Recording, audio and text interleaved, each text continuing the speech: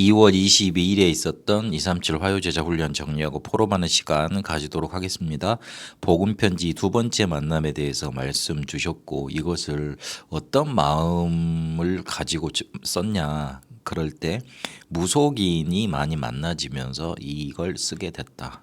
그리고 이게 전달이 되면 반드시 충격이 일어나고 일들이 일어날 건데 우리가 많이 걸리고 놓치는 이유, 누림, 제대로 못해서 그렇다. 그래서 우리에게 체험 필요하다.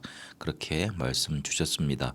왜 인간은 하나님 만날 수 없는가? 사도행전 4장 12절에 있는 것처럼 길이 없다. 그래서 죽은 영이 되어 있고 이 죽은 영은 아무리 몸부림쳐도 해결할 수 없다. 그리고 신자는 죽은 상태에 있기 때문에 아무리 신앙생활 해본들 어렵게 된다. 그렇게 답을 주시고 말씀을 시작하셨습니다.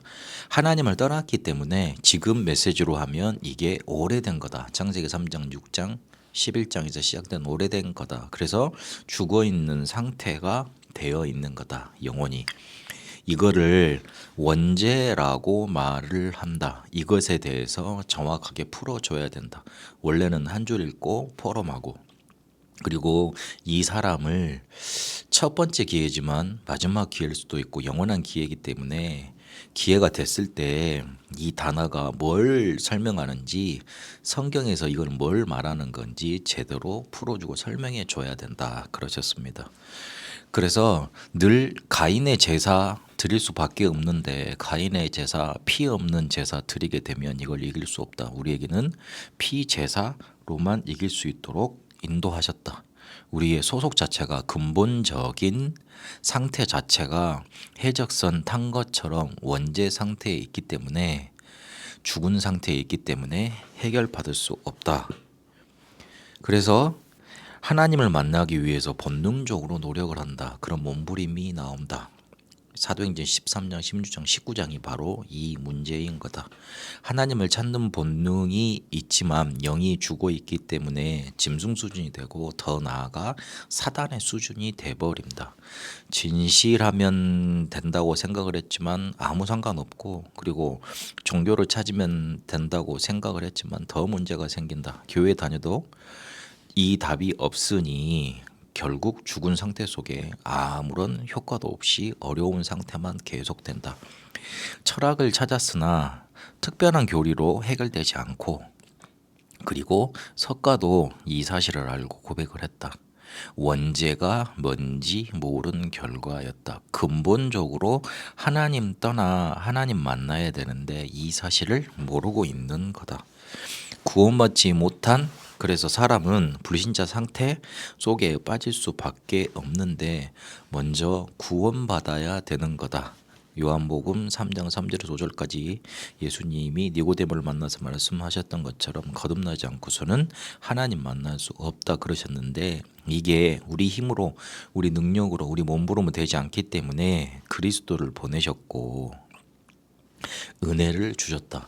그게 우리에게 필요한 거다. 그래야지만 해방받을 수 있다. 죄와 지옥에서 사단의 권세에서 빠져나올 수 있는 거다. 그래서 여기서 명확해야 될 게 지옥은 마귀의 자녀가 가는 곳이고 천국은 하나님의 자녀가 가는 곳이라는 것 알고 있어야 된다. 죽은 사람이 움직일 수 없듯이 죽은 영은 노력해도 소용이 없다. 그래서 우리에게 왜 인간의 노력이 구원을 얻지 못하는가 답을 주셨는데 우리의 영을 살릴 수 있는 길은 없기 때문에 그리스도를 우리에게 주신 것이다. 그래서 에베소서 2장 8절에서 9절에 있는 것처럼 은혜를 우리에게 구원의 동기로 주셔서 믿음으로 구원을 받게 하셨다. 그것조차도 하나님의 선물이다. 그렇게 우리에게 전달해 주셨다 하셨습니다. 이러면서 마지막에 치유 악몽을 얘기하면서 마치고 있는데 무속인들 중에 돌아온 사람들이 많았기 때문에 이런 악몽 꾸는 사람이 많았기 때문에 이런 메시지가 증거됐다고 하시면서 조금만 건강 관리를 하고 묵상하고 정식이도 하면 이길 수 있다. 충분히 승리한다. 이렇게 말씀 주셨습니다. 이강 복음편지 두 번째 만남을 강의하시면서 내가 지금 강의를 하고 있는 게 아니고 왜 이 복음편지 이가를 썼는가 하는 마음을 전달하고 있다. 끝에 강조하셨습니다. 무속인을 많이 만나다 보니까 이 메시지가 나올 수밖에 없었다. 그렇게 말씀 주셨죠. 그리고 한 줄 한 줄 읽으면서 포럼돼야 된다. 이 말은 자세히 풀라는 말도 되지만 성경을 읽으면서 성경에서 이 단어가 어떤 의미로 설명이 되어졌고 어떤 의미로 지금 말해주고 있는가 그거 전달돼야 된다는 말씀입니다. 읽어주라고 만든 것이지만 이 단어가 설명되지 않으면 그렇게 효과 역사는 없으니까 강조하십니다. 이러면 이 메시지를 전달하면 역사 일어날 수밖에 없고 실제로 충격으로 우리에게 많이 다가왔는데 어디서 우리가 걸리느냐 누림에서 걸린다.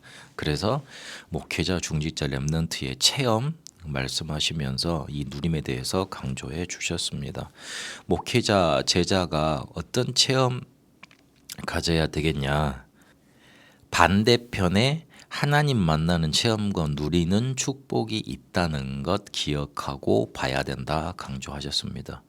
노예로 보내신 이유 그리고 전쟁 시대를 거치게 하시고 우상 시대와 그리고 포로 시대와 핍박 시대를 거치게 한 이유 노예 시대를 통해서 그 반대편에 응답 있는 사람들을 통해서 살려냈다 그러셨어요. 특히 전쟁 시대에 블레셋과 전쟁하면서 블레셋만 욕만 했던 사람들은 시대를 살리지 못하고 나라를 살리지 못했는데 우리에게 나에게 문제가 있다고 봤던 사무엘과 다윗을 통해 회복시키셨다 하셨습니다. 우상 시대를 거치면서 엘리야는 아하방이 문제고 이세벨이 문제고 850명이 선지자가 거짓 선지자가 문제인 줄 알았는데 그게 아니었다. 오히려 반대편 호렙산의 세미한 음성 중에 하나님은 답을 주셨다 하셨습니다. 핍박 시대에도 속국 시대에도 이 뒤에 걸 본 사람 반대편의 걸 본 사람들이 승리했다 그렇게 강조하셨습니다. 그래서 마태복음 16장 20절에 그리스도를 말했다고 칭찬까지 했는데 왜 말하지 말라고 했냐? 그 뒤에 남아있는 게 많으니까 반대편에 있는 거 못 보고 있으니까 그렇게 정리를 해주셨습니다. 중직자는 이거를 어떻게 체험하고 누릴 것이냐? 문제, 갈등, 위기에 이 체험과 누림이 다 들어있다. 하나님 만나는 체험이 다 들어있다. 강조하셨습니다. 문제, 갈등, 위기에 하나님을 체험하고 누린 사람들은 감사 나올 수밖에 없고 감사를 계속 나타냈다 이렇게 강조하시면서 우리가 누가복음 10장 1절에서 10절까지 예수님이 직접 부르신 그 70인 제자의 축복 속에 들어와 있다는 거 우리가 감람안에서 파견된 사람들 속에 들어와 있다는 거 마가다락방에 그 현장에 들어와 있다는 거 사도행전의 6장에서 10장 중직자의 주적들로 이루어졌던 그런 응답의 장들이죠. 11장 19절에 핍박과 환란 속에 생겨난 안디옥 교회 축복 속에 내가 들어와 있다는 거 우리가 전도자를 만나 복음 전하는 교회에 들어와 있다는 거 그게 가장 큰 감사와 감격 아니겠냐. 우리는 그렇게 전무후무한 사람들이라는 거 기억해야 된다. 교회 가면 중직자들이 왜 교회가 이거밖에 안 되느냐 하면서 문제 갈등 위기 속에 들어갈 수 있는데 그 속에 하나님은 하나님 만나는 체험과 누림을 두셨다. 그거 기억해야 된다 강조하셨습니다. 렘넌트는 눈에 안 보이는 것 체험해야 되는데 그게 바로 보좌의 축복을 설명하고 있는 393이다. 이게 나올 수밖에 없다. 이것을 9가지 캠프로 오직 유일성 재창조 성인식 사면식 파송식 플랫폼 파수망 안테나 이 9가지 캠프로 누려라. 그러면 지금 있는 게 문제가 아니고 내일 준비해 놓은 것 보게 돼 있다 강조하셨습니다. 왜 복음편지 2가를 쓸 수밖에 없었나 그 마음을 지금 전달하는 것이다 그렇게 강조하셨고요. 이게 왜 충격인데 왜 전달이 되지 않고 그 뒤로 이어지지 않느냐 우리의 누림 때문이고 우리의 그 체험 때문에 그렇다 그러면서 세 가지 포인트 말씀해 주셨습니다. 이번 한 달 동안 하나님을 만나는 체험이 여러분에게 가득 넘쳐나게 되시길 바랍니다. 하나님, 전도자가 전도 현장을 바라보며 복음 메시지를 전달할 수밖에 없었던 그 마음을 우리가 이해하고 이제는 우리 속에 이 복음을 누리는 체험이 넘쳐나 하나님 만나는 체험이 한 달 동안 넘쳐나게 하옵소서. 그래서 내가 살고 현장 살리는 응답 누리게 하옵소서. 살아계신 우리 주 예수 그리스도 이름으로 기도합니다. 아멘.